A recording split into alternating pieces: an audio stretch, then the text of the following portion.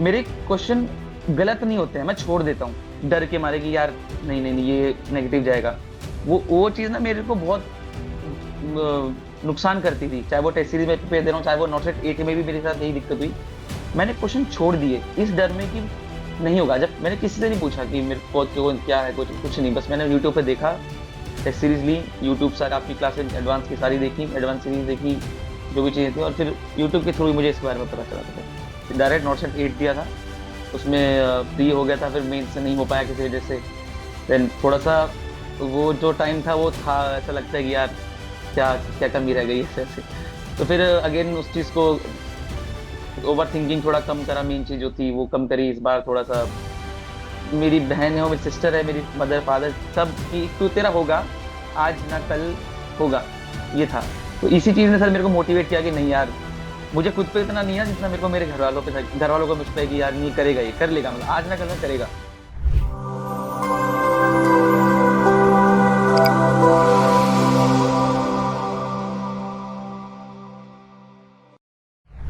जी sir. नमस्कार दोस्तों, कैसे हो आप सभी। तो मैं आशा करता हूं कि आप सभी स्वस्थ होगे, अपना ध्यान रख रहे होगे। आज हमारे साथ जो बच्चा जुड़ा है, इसका नाम है शिव कुमार, और जो बहुत ही अच्छी रैंक प्राप्त की है नोर सेट 9 में, दैट इज रैंक 44। और बहुत सारे ऐसे बच्चे हैं जो बिल्कुल करीब पहुंचकर इस बार जो अपना जो सिलेक्शन है वो नहीं ले पाए। जैसे कि मान लो कुछ बच्चे हैं जिनकी जो रैंक है 7,000, 8,000, 9,000 ऐसी आई है। तो शिव कुमार जो हैं, एक जो टाइम था वो इनके साथ भी ऐसा हो चुका है। जो नोट सेट 8 के अंदर जो इनकी जो रैंक थी वो बहुत पास थी, बट इनको कोई सीट नहीं मिल पाई। तो कैसे इन्होंने उस चीज़ को पार किया और इतनी जो अच्छी जो रैंक है वो प्राप्त की, उस बारे में हम आज शिव कुमार से जानेंगे। और साथ में जितनी भी जो स्ट्रेटजीज हैं, क्या चेंजेज आए हैं नोट सेट 8 से लेकर नोट सेट 9 के अंदर, उन सब के बारे में भी हम आज डिस्कस करेंगे। तो सबसे पहले तो आपका बहुत बहुत स्वागत है शिव, हमारे साथ जुड़ने के लिए। और थैंक यू सर। बहुत बहुत बधाई हो इतनी अच्छी जो रैंक है जो आपने प्राप्त की है। Thank you sir. अब मैं चाहूंगा कि सबसे पहले आप अपना जो इंट्रोडक्शन है, ब्रीफ इंट्रोडक्शन जो वो दीजिए कि आप कहाँ से हो, एंड हाँ जी आपने सर। कहाँ से नर्सिंग की है, और कैसे मतलब आपकी जो जर्नी है अभी तक की वो आप बताइए। हाँ सर, मेरा नाम शिव कुमार है। मेरी फैमिली मतलब हम दिल्ली से ही बिलोंग करते हैं। तो 2016 में मैंने ट्वेल्थ पास करी थी, बट एक साल का मैंने ड्रॉप लिया था नीट की वजह से। मैं नीट के लिए प्रिपेयर कर रहा था उस टाइम। तो एक साल बाद नहीं हुआ, then I went for BSc nursing. मैं पौंडीचेरी से फिर मैंने अपनी बीएससी नर्सिंग 2017 में स्टार्ट करी थी। देन 2021 में कंप्लीट होना था, बट वो कोविड की वजह से हमारा एग्जाम डिले हुआ था। 2022 में मैंने अपनी बीएससी नर्सिंग कंप्लीट करी थी पौंडीचेरी से। Then I came back to Delhi and then I started working in Max Hospital Saket, near to my home. तो वहाँ पे मैं रेस्पिरेटरी आईसीयू में था। तो वहाँ पे मैंने 2 ढाई साल के अराउंड में वहाँ रेस्पिरेटरी आईसीयू में काम किया। देन कल के दिन ही मैंने 2024 में मैंने जॉब अपने रिजाइन करके मैंने I like fully focused on for the north side only. तो मैंने जॉब छोड़ के 3 अक्टूबर 2024 को मैंने छोड़ी थी। तब से I am preparing for the north side. तो उससे पहले मैंने कोई पेपर नहीं दिया है, कुछ भी मैंने कुछ कभी नहीं दिया, सिर्फ मैंने डायरेक्ट नॉट सेट एट दिया था। उसमें प्री हो गया था, फिर मेन से नहीं हो पाया किसी वजह से। देन थोड़ा सा वो जो टाइम था वो था, ऐसा लगता है कि यार क्या क्या कमी रह गई ऐसे ऐसे। तो फिर अगेन उस चीज को ओवर थिंकिंग थोड़ा कम करा, मेन चीज जो थी वो कम करी इस बार थोड़ा सा। चीजों को एक अच्छी तरीके से एक सिस्टमेटिक वे में जाके मैंने थोड़ा सा इस बार लगा कि नहीं, इस बार ज्यादा नहीं सोचना, पेपर करना है और सीधा फिर अपना। इस बार फिर रिजल्ट आया, फिर वो अभी भी बिलीव नहीं है कि रिजल्ट आ गया।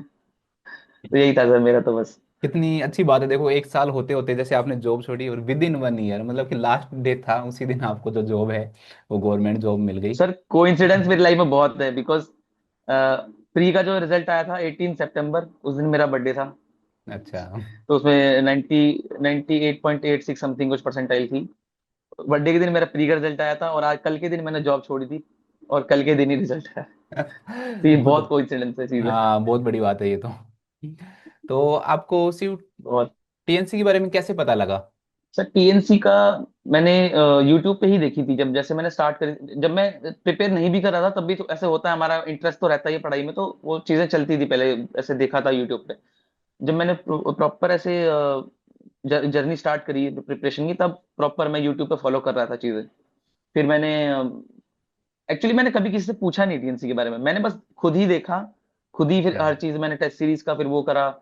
मैंने किसी से नहीं पूछा कि मेरे को क्यों क्या है, कुछ कुछ नहीं, बस मैंने यूट्यूब पे देखा, टेस्ट सीरीज ली, यूट्यूब सर आपकी क्लासेस एडवांस की सारी देखी, एडवांस सीरीज देखी, जो भी चीजें थी, और फिर यूट्यूब के थ्रू ही मुझे इसके बारे में पता चला था सर। आपने कौन सी ईयर से जो प्रिपरेशन वो स्टार्ट कर दी थी? सर मैंने जॉब छोड़ने के बाद सीधा अच्छा। 2024 के अक्टूबर में मैंने थर्ड को मैंने छोड़ी थी, और उसके बाद मैंने देना स्टार्टेड अच्छा, फॉर आपने कॉलेज के फर्स्ट। दौरान जो स्टडी है वो स्टार्ट नहीं की थी इतनी ज़्यादा, मतलब इसके लिए, नोट सेट के लिए? नहीं नहीं सर, मुझे इस बात का रिग्रेट है, बट मैंने सर नहीं की थी। अच्छा अच्छा।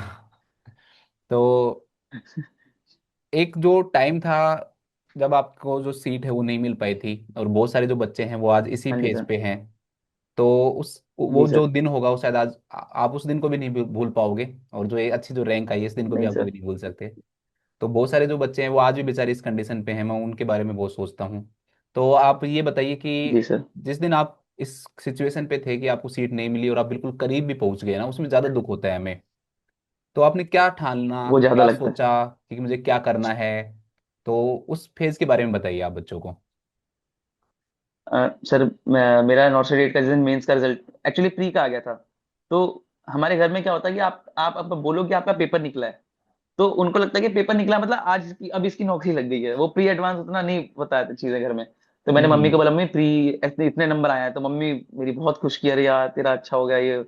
मैंने कहा भी एक पेपर और है। तो अच्छा एक पेपर और है, मैंने कहा हाँ मम्मी एक पेपर और है।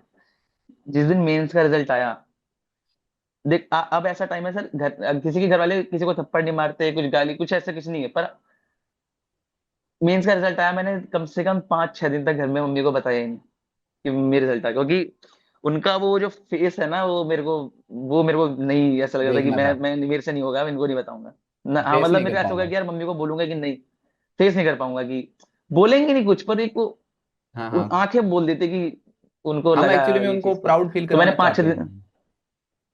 हाँ सर मैंने नहीं बताया 5-6 दिन तक, फिर मैंने किसी तरह करके अपनी बहन के थ्रू की पूजा, ऐसे ऐसे है मेरी बहन का, मैंने उसको बोला कि ऐसे ऐसे हो गया, तो कह रही कोई मम्मी को बता दे तू।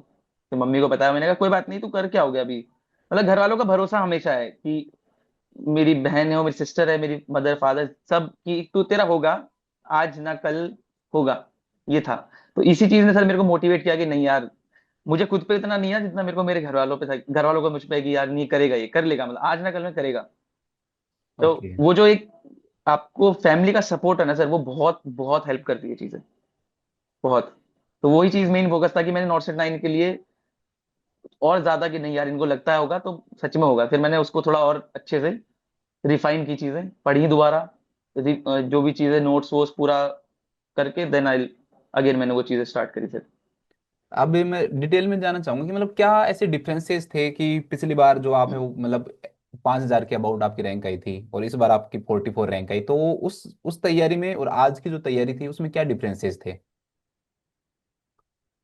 सर जैसे मैंने पहले बोला कि ना, मुझे पहले मैंने इस चीज के बारे में ना मैंने पढ़ना स्टार्ट किया था, कुछ नहीं, मैंने बस जॉब छोड़ी, मैंने कहा अब मुझे पढ़ना सडनली है, जॉब छोड़ी अब मुझे पढ़ना है, ऐसे करके। तो मुझे पढ़ाई की चीजें पता है, आईसीयू में सारी चीजें पता है, मैं एज ए टीएल भी काम करा है मैंने, पर डिटेल्स जो थ्योरी होती है वो आप काम करते हुए नहीं कर सकते। आपको पता है सक्शनिंग कैसे करनी है, पर आपको अगर डिटेल्स में करनी है कि वो, तो फिर उसके लिए आपको पढ़ना ही पड़ेगा। हम्म। तो वो चीज थी कि नॉट सेट 8 में मैंने अ, अपना बेस बनाया कि अच्छा अच्छा ये है, मतलब आपको तो थोड़ा टाइम यही चीजें सोचने में टाइम लगता है कि आपका सिलेबस क्या है, जिसको पता है कि उसका सिलेबस क्या है, ये बहुत छोटी सिंपल लाइन है बहुत, कि सिलेबस क्या है, बट जिसको सिलेबस पता है ना क्या है, वही बहुत चीज है। तो पहले सिलेबस देखा, अच्छा ये है, इतना पढ़ना है, ये चीजें इंपॉर्टेंट है, प्रीवियस ईयर क्वेश्चन पेपर है वो इंपॉर्टेंट। तो नॉट की ये ट्रेंड है कि वो चीजें रिपीट करता है थोड़ी बहुत, ये देखी मैंने कहा नहीं नॉट, तो मैंने एम्स में 8 में मैंने बेसिक पढ़ा, अच्छे से पढ़ा, कोशिश पूरी करी, वो नहीं हो पाया, मुझे लगा कि इतना पास आके भी नहीं हुआ, तो नॉट सेट 9 में मैंने क्या करा कि वो स्पाइरल बाइंडिंग वाली वो आती है, 4 शीट की रजिस्टर्स आते हैं मोटे मोटे वाले। तो हम्म। अ, मैंने एक बार नोट्स बना चुका हूं मैं, जो से पढ़ा पढ़ता था उसके नोट्स बनाता था। मैंने ओके। क्या करा कि अब इसको दोबारा नोट बनाऊंगा, हर सब्जेक्ट का दोबारा नोट बनाऊंगा, अभी 4 महीने थे उस अप्रैल के बाद से। मैंने कहा नहीं हो जाएगा, तो मुझे लगा कि नहीं हो पाएगा, क्योंकि 4 महीने टाइम इतना सारा का सारे नोट्स 0 to 100 बनाने हैं, मैंने कहा नहीं, करना है। सारे नोट्स हाथ से लिख के, मेरी एक आदत है, मैं कभी बोल के नहीं पढ़ पाता, या मैं ऐसे देख के नहीं पढ़ता हूँ, अगर मैं मेरे को लिखने की आदत है, अगर आप भी कुछ क्लास चल रही है तो मैं उसको लिखता रहूंगा। मेरे से ऐसे सिर्फ देख के नहीं पढ़ पाता मैं। तो मैंने अच्छा। उसको सारी चीजें मैंने अपनी मेरी पूरी, अभी आप स्टडी टेबल देखोगे, वो A4 साइड की सीट से सारे सब्जेक्ट में भरी भरी पड़ी है। तो मैं सबके नोट्स प्रॉपर इन डिटेल करके मैंने लिखा दोबारा, रिवीजन की अपनी चीजें वो करा। तो उससे बहुत हेल्प हुआ मुझे, मेरे पर्सनली मुझे बहुत हेल्प हुआ। आप लिख के याद करते हो ना, लिख के आप जब करते हो चीजें तो वो बहुत हेल्पफुल है। स्पेशली वो चीज लिखो जो आपने ऑलरेडी एक बार पढ़ी हुई है, मैंने ऑलरेडी एक बार लिखा हुआ है, अब उसको दोबारा पूरा जीरो से लिख के पूरा करा। इन डिटेल में थोड़ी चीजें करी, जैसे कम्युनिटी में मैं बताऊं आपको कि 8 में मैंने कम्युनिटी बस पढ़ी थी हम्म। कि अच्छा ये है ये है ये है। जब मैंने कुछ क्वेश्चंस देखे कि इनोटेड एट में उसके, तो मुझे लगा कि नहीं यार, कम्युनिटी मुझे थोड़ी सी ना इन डिटेल पढ़नी ही पड़ेगी, क्योंकि उसमें इंटरेस्ट नहीं आता है उतना ही ऐसे। मैंने कहा नहीं, इसको थोड़ा डिटेल में पढ़ना पड़ेगा। तो एपिडियोलॉजी हो जाए, आपके प्रोग्राम्स हो, उसको मैंने इन डिटेल में चीजें पढ़ी कि जिसमें आपका इंटरेस्ट नहीं है ना, श्योर शॉट है कि आपको पेपर में वही चीजें आजू बाजू दिखेंगी। फिर आपको सही। लगेगा कि यार ये नहीं पढ़ा। तो मेरे को नॉट एट से मैंने, मेरे को वो 4-5 क्वेश्चन तो मेरे घूमते थे कम्युनिटी के, कि यार ये तो मैंने देखा ही नहीं है। मैंने कहा नहीं, अब डिटेल में पढ़ना है। तो कम्युनिटी को पूरी डिटेल पढ़ी, जिसमें इंटरेस्ट नहीं था उसको भी पढ़ा। तो चीजें रिफाइन करी। और ओवर थिंकिंग मैंने थोड़ी अब बंद कर दी थी नॉट सेट 9 के टाइम पे। नॉट सेट 8 में मैं सोता नहीं था, मम्मी बोलती थी कि सो जा। मैं रात भर पढ़ रहा हूँ, और पढ़ने के बाद नींद नहीं आ रही, क्योंकि सोच रहा हूँ हम्म। कि यार ये कैसे होगा, क्या होगा इस बार, ये पहली बार है मेरा, पहली बार में निकाल दूंगा तो कितना अच्छी बात होगी। बहुत चीजें सोचता था मैं। उसके बाद मैंने वो रिफाइन करी, मैं कहा नहीं, सिलेबस है, प्रीवियस ईयर क्वेश्चन पेपर है, और अपनी प्रैक्टिस है, बस, और कुछ भी नहीं। एक और चीज है डिस्ट्रैक्शन में, एक और चीज बोलना चाहूंगा कि डिस्ट्रैक्शन लोग बोलते हैं सोशल मीडिया का होता है। डिस्ट्रैक्शन सोशल मीडिया का नहीं होता, डिस्ट्रैक्शन होता है लोगों का। जो आप, जैसे मेरे 2-3 दोस्त लग गए, अब अगर मैं उनकी सोच के मैं परेशान हूं ना, तो वो डिस्ट्रैक्शन है मेरे लिए। मेरे लिए सोशल मीडिया डिस्ट्रैक्शन नहीं है। मैं अपना सब कुछ अपना सही है, बट वो चीज मेरे लिए डिस्ट्रैक्शन है कि अब मैं उनके बारे में सोच रहा हूँ कि अच्छा उनका हो गया मेरा नहीं हुआ। ये वाली डिस्ट्रैक्शन है। तो मैंने वो चीजें अवॉइड करी नॉट सेट 9 में।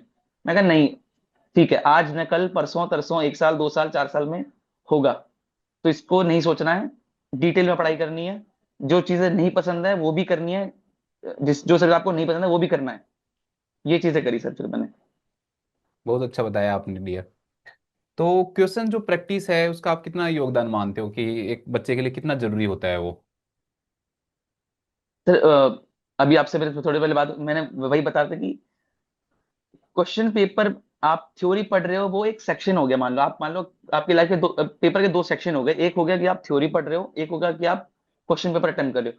क्वेश्चन पेपर अटेम्प्ट करने से ना, मैं ये शॉर्ट बोल सकता हूँ कि अगर आपको क्वेश्चन नहीं आता, मान लीजिए कोई एक, मेरे को क्वेश्चन नहीं आता है, मुझे नहीं आता वो क्वेश्चन, पर ना एक एक होता है ना, एक क्वेश्चन की एक वे होती है, या तो ये नेगेटिव की तरफ, थोड़ा नेगेटिव क्वेश्चन है, या ये पॉजिटिव है कि इसका आंसर यही ये हो सकता है।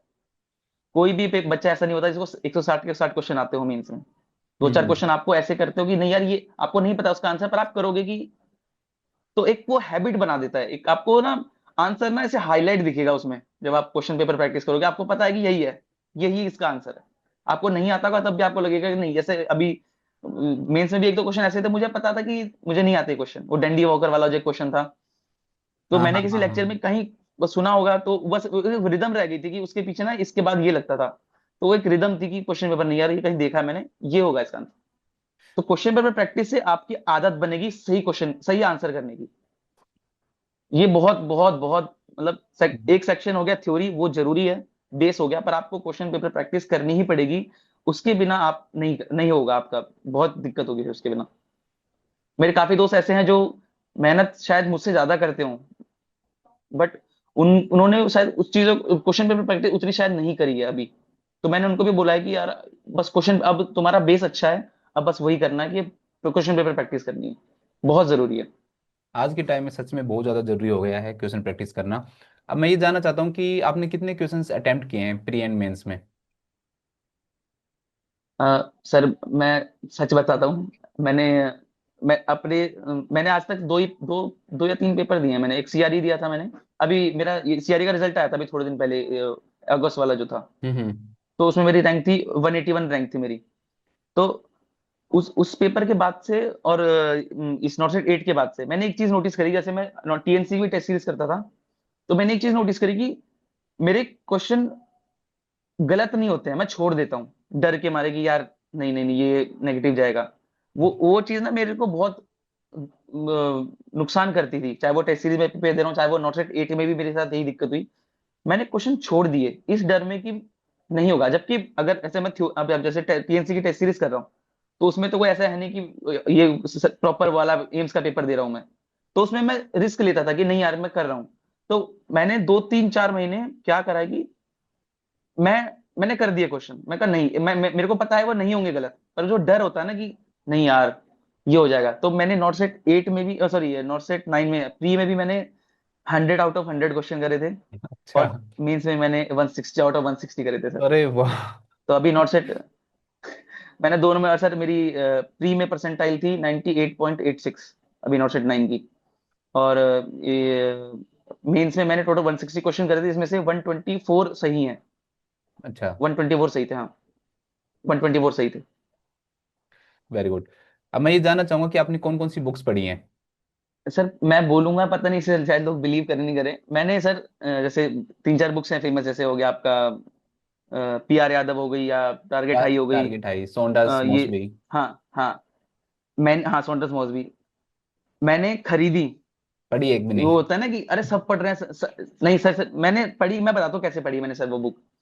मैंने भी सब सब बोलते थे कि नहीं यार ये बहुत जरूरी है ये, तो मैंने भी ली, मैंने टारगेट हाई भी ली, मैंने पीआर यादव भी ली। और ये जो आप सौंदर्स की कह रहे हैं, ये मैंने अभी 1 1 1 1.5 महीने पहले नहीं खरीदी। अब मैं बताता हूँ आपको मैंने कैसा पढ़ा है। मैंने पीआर यादव की वो ली थी, जो दोनों दोनों बुक है मेरे पास, एक वो नॉन नर्सिंग की भी आती है पतली वाली जो होती है। हम्म। मैंने नॉर्सेट से पहले नॉन नर्सिंग पढ़ता था मैं, सिर्फ से पीआर यादव से।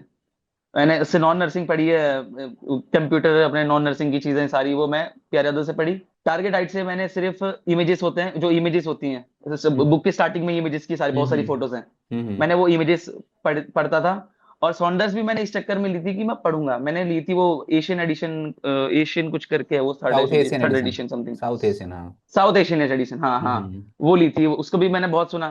तो मेरा ये मानना था कि मैं अपना बेस इतना इतना मैं बना लूंगा कि मेरे को ना मेरे नोट्स गीता है मेरे लिए। हम्म। मतलब मैं, मेरी आदत लिखने की, मैंने बताया जैसे आपको, मैं मेरे नोट्स पे मैंने हाथ से जो लिखा है वो मेरे को नहीं भूलेगा। तो मेरे को ये, मैं नहीं कह रहा हूँ कि बुक बेकार है या नहीं पढ़नी चाहिए, बिल्कुल ऐसा नहीं है, आपको बिल्कुल पढ़नी चाहिए। हर बच्चे का एक अपना एक वे ऑफ डूइंग थिंग्स होता है कि मैं ऐसे करूंगा या मेरे को ऐसे करना है। तो मैंने बुक्स उस चीज के लिए लेके नहीं पढ़ी कि मेरे को इससे बेस बनाना है। बेस मैंने बनाया अपनी पुरानी नर्सिंग की जो बुक थी उससे, और अपने नोट्स को मैंने बोला कहा ये जो है यही है। बार बार पढ़ा नोट्स, तो मैंने मतलब पन्ने पुराने हो गए पढ़ते पढ़ते, इतने नोट्स को फुल मतलब ऐसे गीता ही बना दिया उसको मैंने।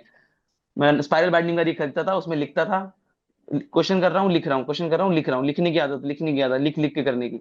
मम्मी बचपन में मम्मी ने आदत डाली थी कि लिख के करो, लिख के याद होता है। तो वो चीज दिमाग में बैठ गई। तो जब मैं नर्सिंग कर रहा था मैं तब भी ऐसे करता था कि पेपर होने से पहले मैं, मेरे दोस्त बोलते थे कि तू ये बुक लिख रहा है क्या, मतलब ऐसे पूरा लिख दिया लिख दिया लिख दिया ऐसे लिख लिख के, तो बुक लिख रहा है क्या। मैंने कहा नहीं यार मेरे को ना ऐसे ही पढ़ पाता हूँ मैं। तो आपको बुक पढ़नी चाहिए, बहुत अच्छी बुक्स हैं सारी, बट मैंने इसलिए नहीं पढ़ा, मुझे नहीं लगा कि मेरे को बेस इससे बना लूंगा मैं। और दूसरी सेकंड चीज है क्वेश्चन पेपर, वो मैंने फिर पीएनसी की सीरीज हो गई चाहे जो भी हो, सब मैंने क्वेश्चन पेपर की प्रैक्टिस बहुत सारी करी, बहुत करी। आज के तो अगर टाइम कोई में। पढ़ना चाहता है बुक बिल्कुल। हाँ हाँ, बोलो हाँ जी डियर सर। बोलो।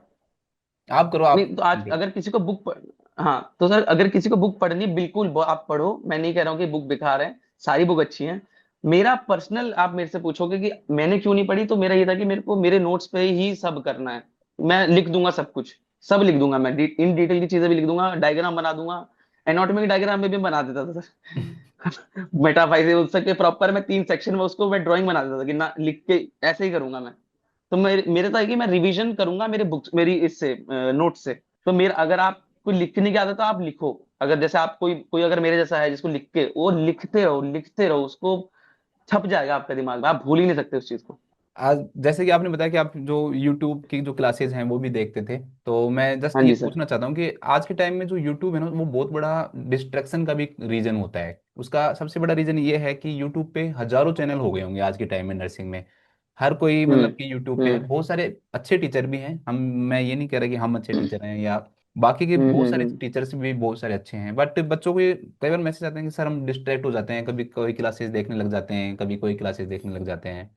तो मतलब हम्म। आपने कैसे सोचा कि मैं प्रॉपर मैं ऐसे पढूं, मैं इन्हीं टीचर से पढूं, ये कैसे सोचा आपने, इसको कैसे अपनाया? सर मेरा ये है कि मैं डिस्ट्रैक्ट बहुत मतलब मुझे मैं डिस्ट्रैक्ट बहुत कम होता हूँ कि किसी चीज से मेरे को अफेक्ट ऐसे चीजें। तो मैंने वो 3 इडियट्स में मूवी में वो बोलता है कि ज्ञान जहां से मिले वहां से ले लो।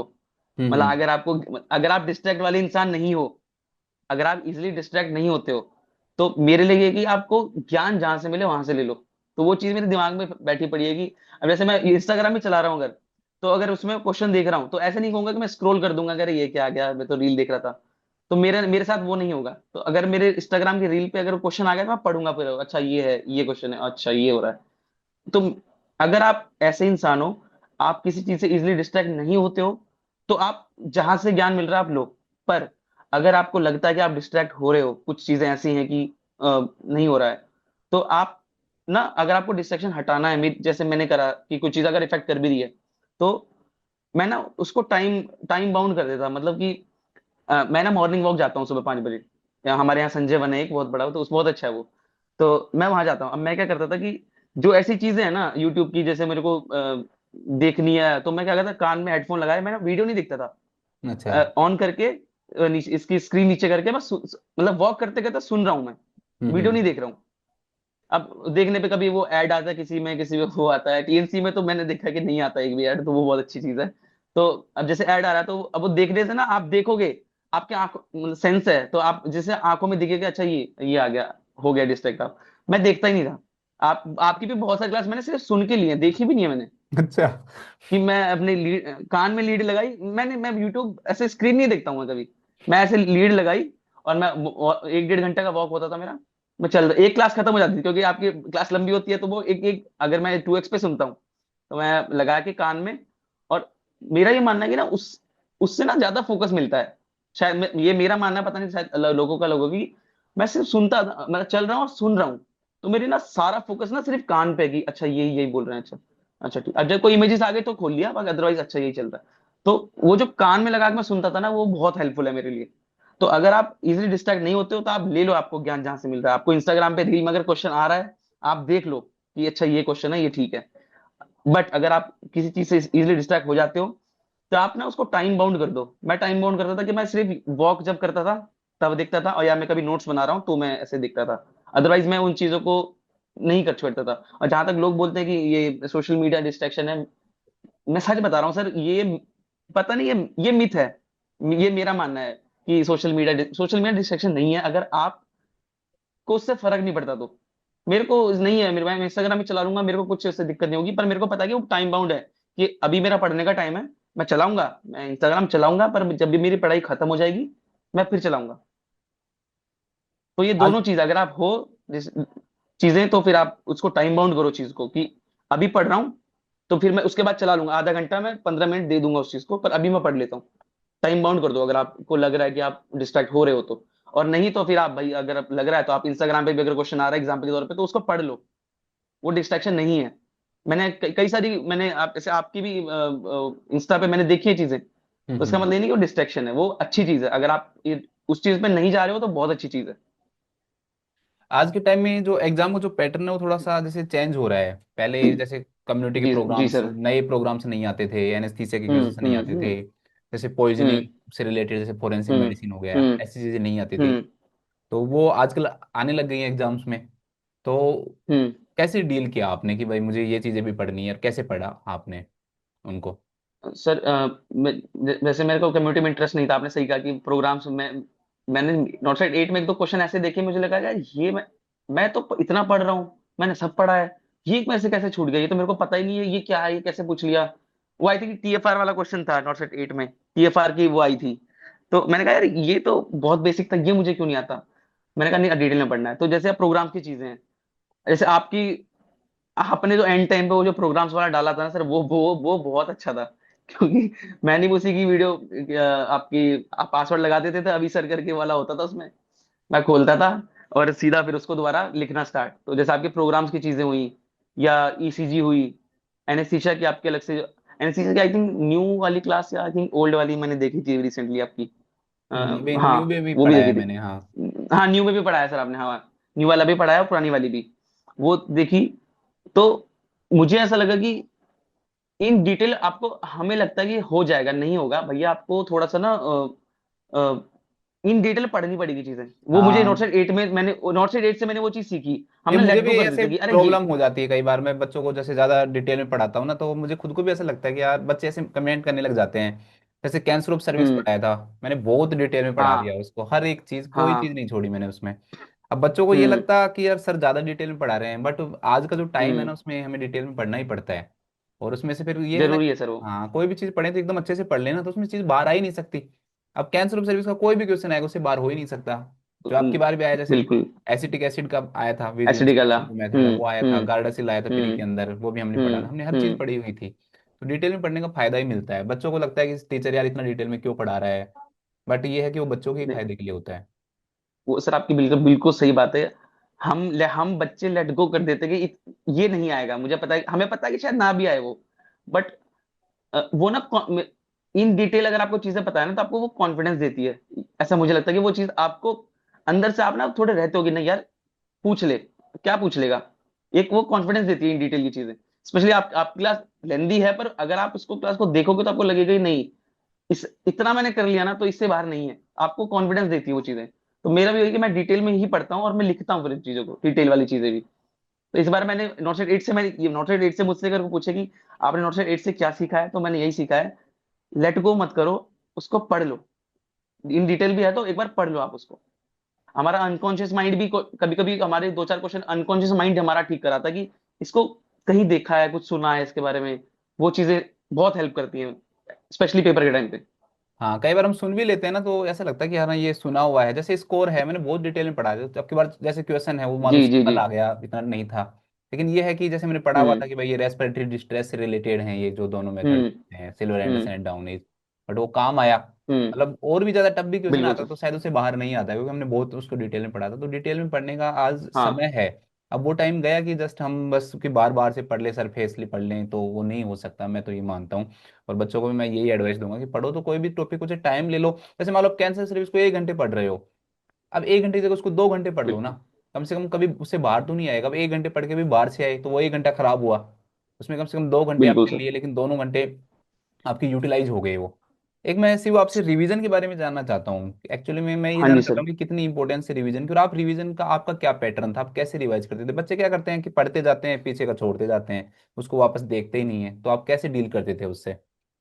सर रिवीजन ये है कि सर, मेरा तो ये था कि मेरी नोट्स ही मेरी गीता है, मतलब वो मैं उसके बाहर मैं जैसे मैंने बताया आपको, मैंने बुक मैंने नहीं पढ़ी, मतलब उस तरह से पढ़नी चाहिए वो मैंने नोट्स में सब लिख दिया, डिटेल की चीजें मैं एनाटॉमी के डायग्राम बना देता था रजिस्टर में कि हड्डियों के डायग्राम बना रहा हूँ मैं, उन चीजों के भी कर रहा हूँ, मतलब मैं लिखता हूँ, लिख लिख के मैंने रिवीजन करी है सारी चीजें। और स्पेशली पेपर के टाइम में ये करता था कि मैं एक रफ रजिस्टर आते हैं ब्लैक वाले, हम्म। वो मोटा वाला हाँ हाँ। खरीद लिया एक। और मेरे पास अब है, इतना मोटा वाला खरीद लिया, उसमें मैं लिखे जा रहा हूँ, लिखे जा रहा हूँ, लिख लिख के तो मैंने रिवीजन करी है वो पूरी, अपने नोट्स की करी है, और बार बार करी है। उस नोट सेट 8 से लिख के जब से मैं तैयारी कर रहा हूँ, मैंने उसको पता नहीं कितने बार उसको अपने ही नोट्स को लिख दिया है मैंने, चार पांच उसके वर्जन कर दिए मैंने, कि पहला ये हो गया, उसको और रिफाइन कर दिया, दूसरा बना दिया, दूसरे में से तीसरा बना दिया। मैं उसको लिख के, आपने जो लिखा है उसको पढ़ते रहो, पढ़ते रहो, लिखते रहो, और उसको भरोसा रखो, मतलब अपनी अगर आप, भरोसा बहुत जरूरी है। मेरे को पता है कि मेरे नोट्स में आप अगर पलटोगे आपको सब मिलेगा उसके अंदर, डायग्राम भी मिलेंगे आपको हाथ से बने हुए, आपको जो स्मॉल पॉइंटर्स होते हैं वो भी एक साइड में एक लाइन खींच के उसमें वो लिख के ऐसे करके मिलेगी। तो मैंने रिवीजन करी पूरी और पूरी अपने नोट्स से, सब। मैं बच्चों को भी हमेशा कहता रहता हूँ कि रिवीजन तो सबसे ज्यादा मस्त है। आपने इतनी सारी चीजें पढ़ यस ली, फिर सर। रिवाइज नहीं किया, तो वो सब गायब हो जाता है, वो कोई काम नहीं आएगा आपको। 2 महीने बाद आप भूल जी। जाओगे सब कुछ कि क्या पढ़ा है क्या नहीं पढ़ा है। अब हम लास्ट में चलते हैं। अब मैं ये चाहता हूँ कि ये हाँ जी वीडियो सर। जैसे आपके लिए ही है, तो आप अपनी जो सक्सेस है, जिन्हें भी डेडिकेट करना चाहो, अपने माता पिता दोस्तों जिनको भी, तो आप उनका नाम ले सकते हो। जी सर। सर डेडिकेट तो मतलब मेरे लिए चाहे कोई किसी और के लिए भी हो, उसके मदर फादर ही मतलब उनके बिना तो है ही नहीं, उनके लिए आप कुछ बोल लो, कुछ कर दो, वो वो बहुत छोटी चीजें हैं। तो मैं अब जो भी चीजें हैं, मेरी मम्मी का, मेरे पापा का मुझ पे भरोसा कि तेरा होगा। उनके ये उनका वे भी ऐसे बोलते थे कि अरे तेरा होगा, हो जाएगा, कोई नहीं, ऐसे करके। तो वो ना मेरे को यहाँ, वो तो दिल में उतरी हुई चीज है, अरे हो जाएगा। तो उनका भरोसा आप पे, ये बहुत जरूरी है। और लोग शायद पता नहीं, वो जैसे मैंने बोला डिस्ट्रैक्शन वाली चीजें, मेरे लिए कुछ डिस्ट्रैक्शन नहीं है। मेरे दोस्त भी, आज मेरे सारे दोस्त मिलते हैं मेरे से, मैं सब, हम घूम रहे हैं, जा रहे हैं, सब सब है। तो दोस्तों का ना, अगर आपके सर्कल अच्छा है, आपको आप होगे ही नहीं डिस्ट्रैक्ट किसी भी चीज में। तो सबसे पहले मैं अपनी मम्मी को, अपने पापा को, अपनी सिस्टर को, उनको क्रेडिट देना चाहूंगा कि उनका मुझ पे भरोसा आज ये है कि आज मैंने, आज कर दिया मैंने। और स्पेशली थैंक्स, मेरे दो तीन दोस्त ऐसे हैं, जैसे मैंने आपको बताया कि मैंने एक साल पहले जॉब छोड़ दी थी। हम्म। तो एज एज सच फाइनेंशियल ठीक है, उतना नहीं है प्रॉब्लम, बट आप बार बार नहीं मांगोगे पैसे अपने फादर से। अब ऐसी उम्र है कि आप नहीं मांगते हो, आप नहीं मांगोगे।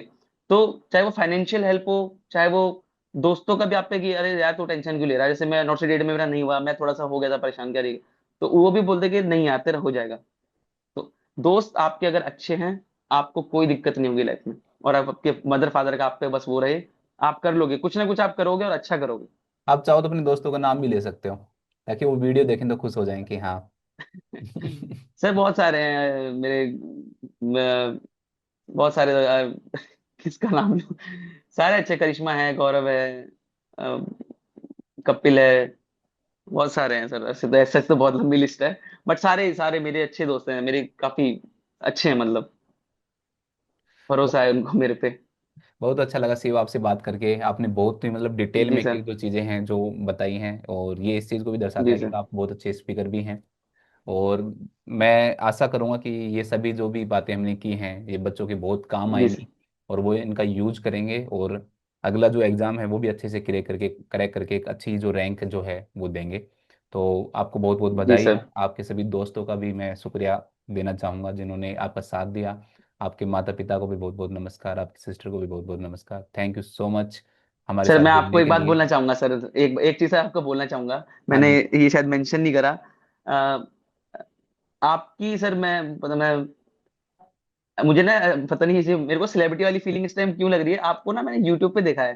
तो अब मैं आपसे बात कर रहा हूँ ना, कि ऐसा लग रहा है कि ये मतलब एक इल्यूजन कुछ चल रहा है। तो आपका सर बहुत बहुत बहुत बहुत थैंक्स है, क्योंकि आपकी वीडियोस मैंने बहुत देखी हैं, मतलब उन आपकी एडवांस सीरीज स्पेशली बहुत देखी हैं। आपके लिखे हुए नोट्स, आपकी मतलब सब चीजें मैंने फॉलो करी प्रॉपर। तो आपका सर मेरी इसमें बहुत बड़ा योगदान है। Special thanks to you and all the TNC team, कि सर आपने बहुत हेल्प करी है। और लोग इस चीज, स्टूडेंट्स इस चीज को एक्नॉलेज भी करते हैं, वर्ड ऑफ माउथ बहुत अच्छी है इस चीज को लेके। सर आप सबको बहुत बहुत थैंक्स मेरी तरफ से भी सर। Thank you Shiv. हम जब टीचर पढ़ाते हैं जब यही सोचते हैं कि भाई बच्चों को ज़्यादा से ज़्यादा जो है वो बेनिफिट मिले। यूट्यूब में भी हमने इसलिए एडवर्टाइजमेंट भी जो है वो बिल्कुल भी नहीं कर रखा, ताकि बच्चों को कोई परेशानी नहीं हो। मोनेटाइजेशन जो है वो नहीं हो रखा, जी सर। दैट्स वाई जो एडवर्टाइजमेंट है वो भी नहीं आते। और जी वैसे जी भी जी। वो जो वर्बल वाले जो एडवर्टाइजमेंट है वो भी शायद मिनिमम होते होंगे टीएनसी के अंदर, हम्म। कि ये बैच ले लो, ये ले लो, ये ले लो। ये भी हम बहुत ही कम हुआ है, एडवांस सीरीज जी के अंदर सर। तो ना के बराबर है। तो आप सभी को एक काम आया, हम्म। आप हमारे साथ जुड़े, उसके लिए बहुत बहुत धन्यवाद आपका। आप अपनी जी सर। लाइफ में बहुत आगे बढ़ें, भगवान आपको हमेशा खुश रखे। Thank you so much. Thank you sir, thank you sir.